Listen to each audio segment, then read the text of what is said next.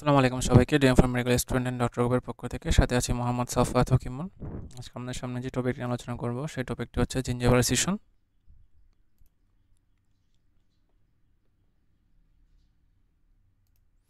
Aggressive periodontitis, pre pubertal periodontitis. চলুন তাহলে শুরু করি।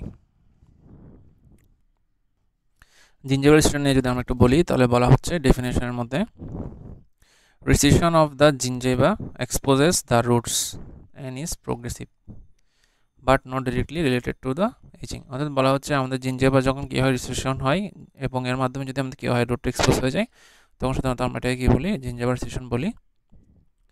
এক্ষেত্রে বলা হচ্ছে the thinner gingival tissue predisposes individuals to recession.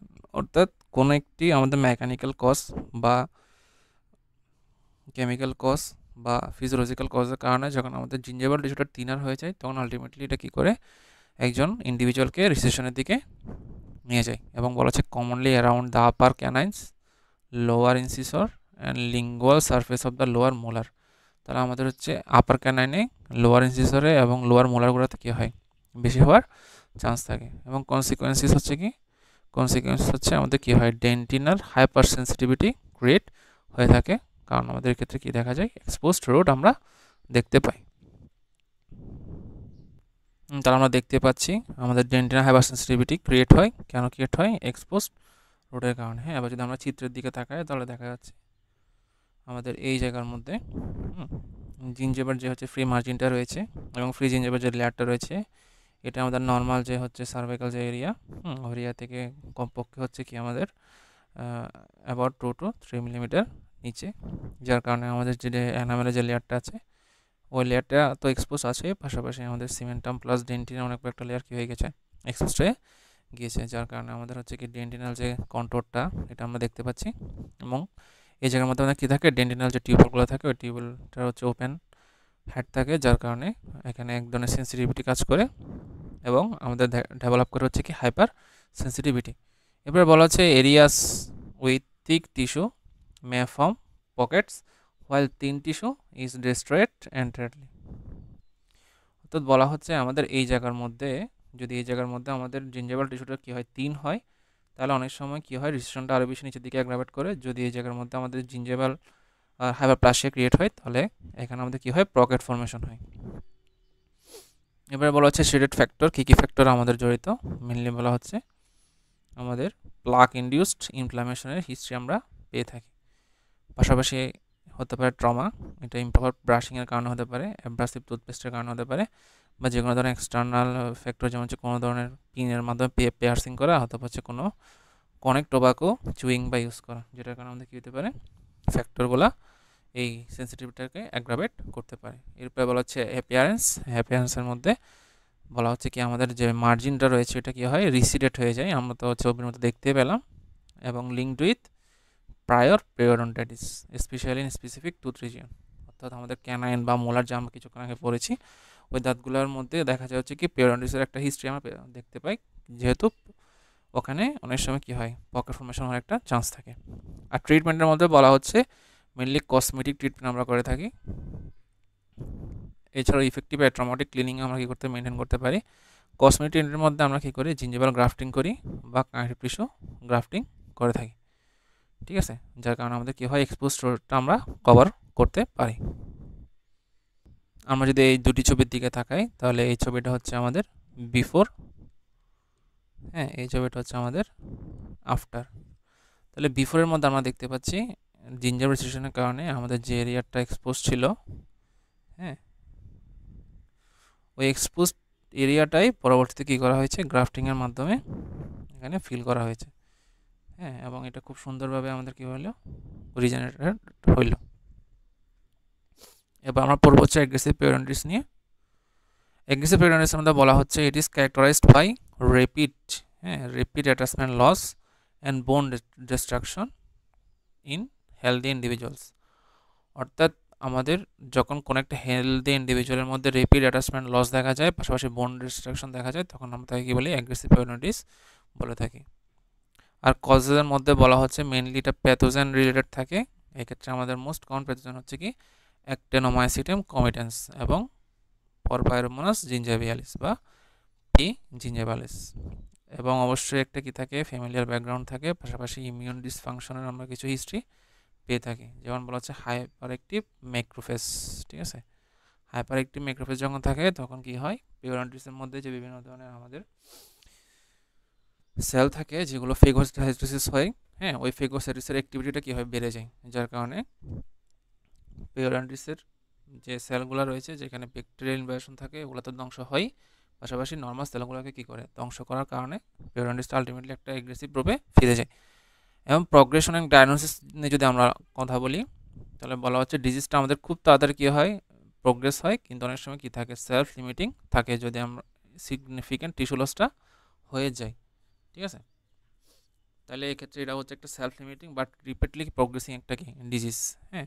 এটা আমরা কেমনে ডায়াগনোস করতে পারি, ক্লিনিক্যালি এবং হচ্ছে কি রেডিওগ্রাফিক্যালি, ঠিক আছে। কোনো ধরনের বায়োপসির মাধ্যমে আমরা কি পাই না, এই ডিজিজের কোনো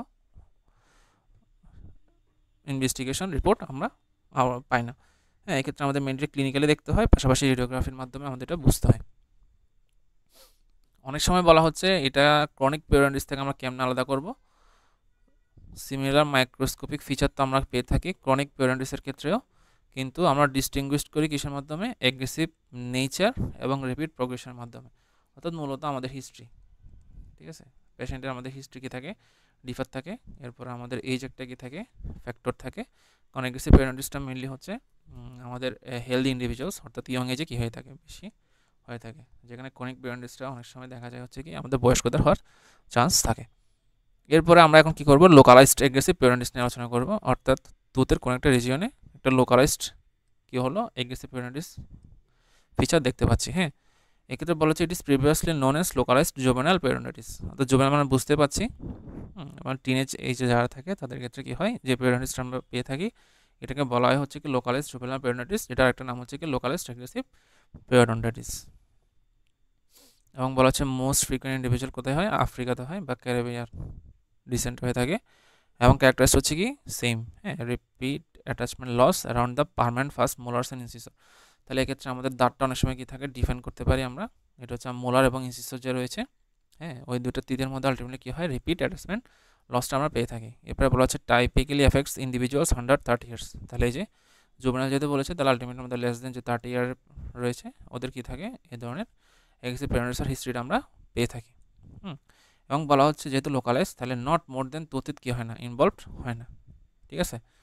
শুধুমাত্র মোলার এবং ইনসিসরের মধ্যে কী থাকে, এটা কনফাইন্ড থাকে, এবং এক্ষেত্রে জিঞ্জাভাল ইনফ্লামেশন থাকতে পারে, নাও থাকতে পারে। পাশাপাশি আমাদের এই লোকালাইজড জিঞ্জাইভিটিসটা অন্যান্য বিভিন্ন ধরনের কি দেখা যায়, তুতের বিভিন্ন ধরনের ডিসক্রিপেন্সি বা অ্যাবনর্মালিটিস দেখায়, যেমন হচ্ছে আমার তুতের কী হয়, মিজিয়াল বা হচ্ছে যে ডিস্টালে কী থাকে, ড্রিফটিং করে, অর্থাৎ আমার একটা তিত, হ্যাঁ, এটা হচ্ছে মিজিয়ালি বা ডিস্টালে কী হয়, ড্রিফটিং করে। পাশাপাশি আমাদের তুতের সকেট থেকে কী হতে পারে, এটা, হ্যাঁ, এটা লুজ হয়ে যেতে পারে। এরপরে আমাদের কী হতে পারে, ডিপ অ্যাঙ্গুলার বোন লস, হ্যাঁ, অর্থাৎ তুতের চারপাশে যে বোনটা রয়েছে এই বোনটা কী হতে পারে, আমার লস হওয়ার একটা কী থাকে, চান্স থাকে। পাশাপাশি তুতটা কী হয়ে যেতে পারে, এক্সফোলিয়েশন হতে পারে, যখন আলটিমেটলি আমাদের বোনটা লস হয় তখন সকেট থেকে আমাদের তুত কী হয়ে যায়, ফ্রি হয়ে যায়, আলটিমেটলি তখন তুত মোবিলিটির মাধ্যমে তুত এক্সফোলিয়েশন হতে পারে। এরপরে আবার আমরা দেখি হচ্ছে জেনারেলাইজড অ্যাগ্রেসিভ পিওরন্টাইটিস, ঠিক আছে। তাহলে জেনারেলাইজড মানে হচ্ছে কি, যেহেতু এখানে বলা হচ্ছে নট মোর দেন 2 টিথ লোকালাইজডের মধ্যে, ঠিক আছে, তাহলে এখানে অবশ্যই কী হবে, এটা, হ্যাঁ, তো হচ্ছে 2 মোর, অর্থাৎ মোর দেন 2 টিথ এটা কী করবে, আমার ইনভলভ করবে। এক্ষেত্রে যদি ডেফিনেশনটা আমরা পড়ি তাহলে বলা হচ্ছে এ মোর সিভিয়ার ফর্ম ইনভলভিং মোর দেন 2 টিথ আদার দেন ইনসিসর ফার্স্ট মোলার, অর্থাৎ মোর দেন 2 টিথ ইনভলভ করবে এবং অবশ্যই ইনসিসর এবং ফার্স্ট মোলার ছাড়া অন্যান্য টিথগুলোর মধ্যে এটা দেখা যাবে, ঠিক আছে। তাহলে এক্ষেত্রেও সেম বলা হচ্ছে অ্যান্টিবডি রেসপন্স যদি পেরিওডাল প্যাথোজেনের কারণে হয়ে থাকে, ঠিক আছে। আর তো আলটিমেটলি আমাদের অর্গানিজম প্লাস হচ্ছে বিভিন্ন ধরনের যে রেসের একটা ব্যাপার আছে, এই যে যেটা ব্যাপার আছে এটা প্রায় সেম থাকে, শুধুমাত্র আমাদের লোকেশনটা কী হয়, ভিন্ন হয়। এরপরে বলেছে ট্রিটমেন্ট, হ্যাঁ, এখন আমরা লোকালাইজড বা জেনারেলাইজড, হ্যাঁ, দুইটার ট্রিটমেন্ট আমরা কেমনে করব, তাহলে বলা হচ্ছে এই ক্ষেত্রে আমাদের অবশ্যই কী করতে হবে, প্রিভেন্ট করতে হবে হচ্ছে কি মেইনলি রিপিট অ্যাটাচমেন্ট লস এবং হচ্ছে কি টুথ এক্সট্রাকশন। এই জন্য আমরা কী করি, এই জন্য আমরা আর্লি রুট ডিব্রাইডমেন্ট করি এবং অ্যান্টিবায়োটিক থেরাপি আমরা কী করি, ইউজ করি, ঠিক আছে। এখন অ্যান্টিবায়োটিক থেরাপির আউটকাম কীরকম, যদি অ্যান্টিবায়োটিক থেরাপি নিয়ে আমরা আউটকাম করি, হ্যাঁ, রুট ডিব্রাইডমেন্ট মানে হচ্ছে কি যদি আমরা একটু আলোচনা করি, আমরা যদি রুট রিপেয়ারমেন্ট একটু দেখি, রুট রিপেয়ারমেন্ট হচ্ছে ফর্ম অফ স্কেলিং, অর্থাৎ স্কেলিংয়ের যে মেকানিজমটা, এই মেকানিজমটা আলটিমেটলি রুট রিপেয়ারমেন্টের মধ্যে আমরা ফলো করে থাকি। হ্যাঁ, এক্ষেত্রে সাধারণত আমাদের বিভিন্ন ধরনের ডিপোজিটগুলো আছে, পাশাপাশি যদি ইনফেক্টেড টিস্যু থাকে, হ্যাঁ, ইনফেক্টেড টিস্যুগুলোকে আমরা কী করি, রুটের যে চারপাশ রয়েছে ওই চারপাশ থেকে মেনলি হচ্ছে আমাদের যে কর্নার পোর্শন বা হচ্ছে সার্ভাইকাল পোর্শন, ওখান থেকে আমরা কী করি, করার চেষ্টা করি। ঠিক আছে। আর রুট প্ল্যানিং মানে হচ্ছে কি, এক্ষেত্রে আমরা রুটের সার্ফেসের মধ্যে আলটিমেটলি কী করি, সার্জিক্যাল ইনস্ট্রুমেন্ট মানে আলট্রাসনিক ইনস্ট্রুমেন্ট ইউজ করার মাধ্যমে, কাটিং ইনস্ট্রুমেন্ট ইউজ করার মাধ্যমে আমরা ওটা কী করতে পারি, একটু হিল করার চেষ্টা করি, হ্যাঁ, স্মুথ করার চেষ্টা করি, যাতে করে কী করতে পারে, ইনফ্ল্যামেটরি যে গামটা রয়েছে ওই গামটা পরবর্তীতে যে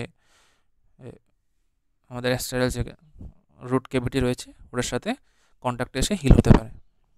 এখন অ্যান্টিবায়োটিক থেরাপি নিয়ে যদি আমরা আলোচনা করি, তাহলে বলা হচ্ছে আমাদের যে অ্যান্টিবায়োটিকটা, এটা আমাদের টেট্রাসাইক্লিন এবং যে মেনোসাইক্লিন, এই দুটার ক্ষেত্রে অ্যাক্টিনোমাইসিটিন কম্বিনেশনটা কী থাকে, অনেক বেশি সেন্সিটিভ থাকে।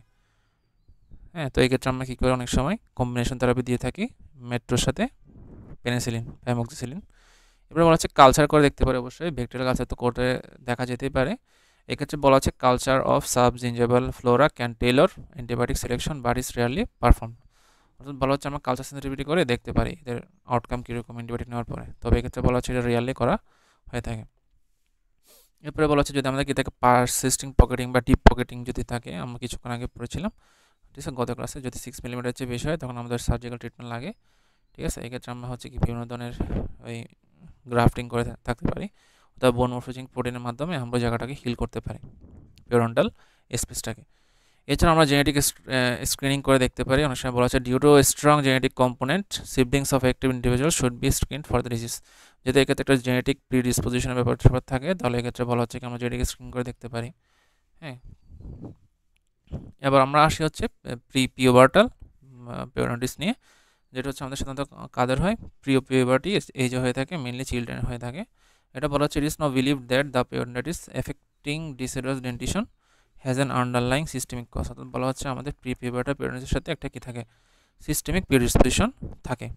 এরপরে বলা হচ্ছে এক্ষেত্রে একটা ডিজিজের সাথে খুব কমনলি এটা কি থাকে, সেটা থাকে, এটাকে বলা হচ্ছে লিউকোসাইট অ্যাডেশন ডেফিসিয়েন্সি। অর্থাৎ এখানে বলা হচ্ছে কি এটা কেন হয়, a lack of functional surface adhesion receptor, হ্যাঁ, on the neutrophil macrophage or both. অর্থাৎ যখন আমাদের ইনফ্ল্যামেটরি কন্ডিশন ক্রিয়েট হয় তখন ওখানে বিভিন্ন ধরনের রিসেপ্টরের সাথে আমাদের অ্যান্টিবডির একটা কি থাকে, যোগ সামঞ্জস্য করতে হতে পারে। এক্ষেত্রে যদি আমাদের ওই ধরনের রিসেপ্টরটা যদি কাজ না করে, ঠিক আছে, ইনফ্ল্যামেটরির মধ্যে যদি কি রিসেপ্টরটা যদি আমার কি থাকে, লেগিংস থাকে, তখন আমাদের যে নিউট্রোফিল এবং যে ম্যাক্রোফেজগুলো আছে ওগুলো এদের কি দেখাতে পারে না, ফেগোসাইটিক অ্যাকশনটা দেখাতে পারে না, যার কারণে কী হয়, আমাদের ইনফ্ল্যামেটরি সেলগুলো কী হয়, মাইগ্রেট করে কোন দিকে, ইনফ্লামড এবং ইনফেক্টেড টিস্যুর দিকে। এবং ওই জায়গার মধ্যে আলটিমেটলি ইনফ্ল্যামেটরি প্রসেসটা আরও বেশি কী হয়, অ্যাগ্রাভেট হয়। ফলে আমাদের যে কনসিকোয়েন্সটা ডেভেলপ হয়, বলা হচ্ছে কি আমাদের রিকারেন্ট স্কিন এবং ফাঙ্গাল ইনফেকশন দেখা যায় এবং ডিলেড ওয়াউন্ড হিলিংয়ের একটা ফিচার আমরা পেয়ে থাকি।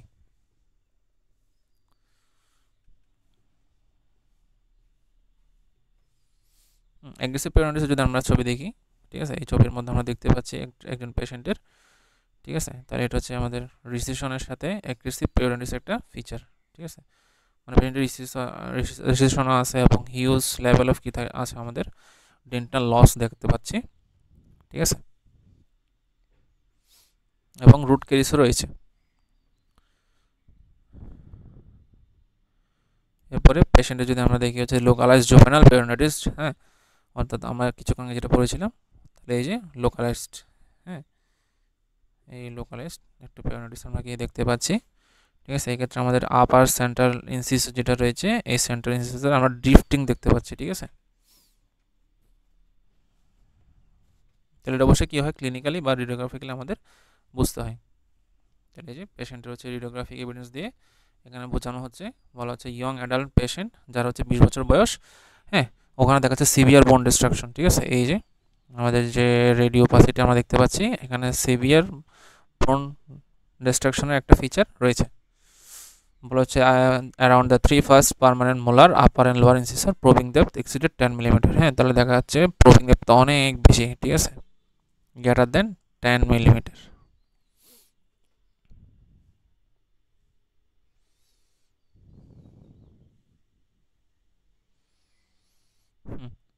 এবার আমরা ঠিকই ফিরে আসি আমাদের পিরিয়ডন্টাইটিসের ক্ষেত্রে। এক্ষেত্রে বলা হচ্ছে পিরিয়ডন্টাইটিস বিকামস এভিডেন্ট সোন আফটার টুথ ইরাপশন। অর্থাৎ যখন বাচ্চাদের ডিসিডাস ইরাপশন প্লাস হচ্ছে পার্মানেন্ট ইরাপশন একটা মিক্সড জেনারেশনের পিরিয়ড থাকে, তখন এই পিরিয়ডন্টাইটিসটা অনেক সময় কী হয়, এভিডেন্স হয়ে যাবে, প্রমিনেন্ট হিসেবে দেখা দেয়। পাশাপাশি বলা হচ্ছে যখন আমাদের আন্ডারলাইন কোনো ডেফিসিয়েন্সি থাকবে, তখন আমরা ট্রিটমেন্ট করলেও এটা কি পাবো না, আউটকাম পাবো না। ঠিক আছে, এই জন্য the only effective treatment is bone marrow transplantation, যাতে করে কী হয়, ম্যাচিওর বোন ফর্মেশন হয় অ্যারাউন্ড দ্য পিরিয়ডন্টাল স্পেস। ঠিক আছে, তাহলে আমাদের পিরিয়ডাল স্পেসের মধ্যে যদি কি থাকে, আমাদের বোনের যে হচ্ছে অস্টিওব্লাস্ট বা অস্টিওক্লাস্টিক অ্যাক্টিভিটি এবং বোনের যে ডেন্সিটি, ঠিক আছে, এটা যদি কি থাকে আমার কম থাকে, আলটিমেটলি এই জায়গার মধ্যে আমাদের টুথের জার্মের যে হচ্ছে প্রপার ডেভেলপমেন্ট এটা ঠিক মতো হবে না। এই জন্য আমাদের কী করতে হয়, বোন ম্যারো ট্রান্সপ্লান্টেশন করতে হয়।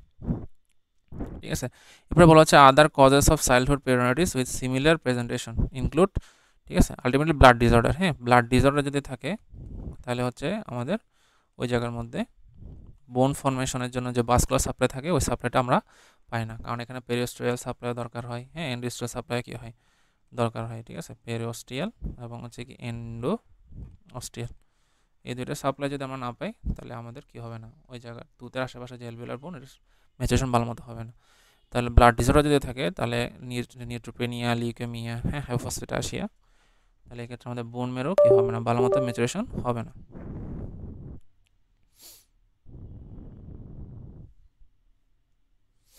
তো আজ এই পর্যন্তই। হ্যাঁ, পরবর্তীতে আমরা আমাদের নতুন টপিক নিয়ে হাজির হব। হ্যাঁ, এবার আমরা প্রিয় পিরিয়ডাল পিরিয়ডাইটিসের কিছু ছবি দেখে নিই ইনশাল্লাহ। আমরা যদি এই ছবিটার দিকে তাকাই, তাহলে দেখা যাচ্ছে এখানে ক্যাপশনের মধ্যে লেখা আছে, ঠিক আছে, এখানে হচ্ছে একটা কি আছে, মিসিং আছে। তাহলে এই পেশেন্টের ক্ষেত্রে আমরা দেখতে পাচ্ছি এই পেশেন্টের হচ্ছে 51, 52, 61, 71, 72, 81, 82। হ্যাঁ, এই 1, 2, 3, 4, 5, 6, 7, 8, ঠিক আছে, এই 8টা দাঁত মিসিং, শুধুমাত্র একটা কজ, সেটা হচ্ছে কি প্রিপিউবার্টাল পিরিয়ডন্টাইটিসের কারণে। হ্যাঁ, তাহলে দেখা যাচ্ছে কি আমাদের যে টুথজাম রয়েছে ডেভেলপিং, ওই টুথজামটাও হচ্ছে কি হয়, পিরিয়ডন্টাইটিসের কারণে হ্যাম্পার হয়। এই হ্যাম্পারের কারণে আলটিমেটলি ডিলেড ফর্মেশন অফ রেসিডুয়াস, যার কারণে আমাদের ডিলেড ফর্মেশন অফ সাকসেসর, এবং আলটিমেটলি আমাদের টুথের যে ডিসক্রিপেন্সিগুলো অ্যাবনর্মাল পজিশন থেকে শুরু করে, হ্যাঁ, অ্যাবনর্মালিটিস অফ টুথগুলো কী করে ডেভেলপ করে। আসসালামু আলাইকুম।